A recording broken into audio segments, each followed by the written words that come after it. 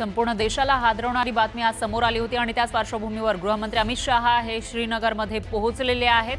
अमित शहांच्या उपस्थितीमध्ये उच्चस्तरीय बैठक या ठिकाणी घेतली जाते आणि जो दहशतवादी हल्ला झाला आहे, एक मोठा दहशतवादी हल्ला काश्मीरमध्ये झालाय, त्या पार्श्वभूमीवर एक बैठक या ठिकाणी बोलावण्यात आली आहे।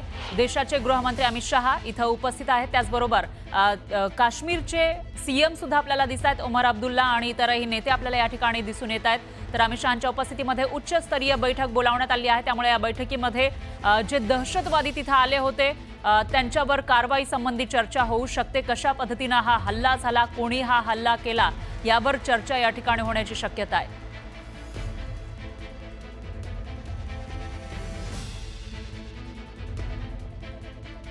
तर इथले उपराज्यपाल मनोज सिन्हा आणि सीएम उमर अब्दुल्ला हे सुद्धा या ठिकाणी उपस्थित आहेत। बैठकीतली ही दृश्य आपण बघू शकतोय।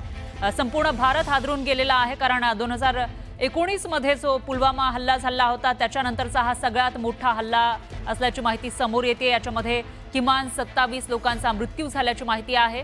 तर दहशतवादी हल्ल्यानंतर केंद्र सरकार आता ॲक्शन मोडवर असल्याचं आपल्याला पाहायला मिळतंय। या ठिकाणी एक तातडीची बैठक बोलावण्यात आली आहे।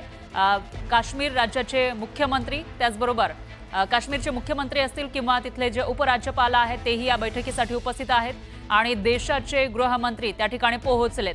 दरम्यान या हल्ल्यावर प्रतिक्रिया समोर येत आहेत, बघूयात।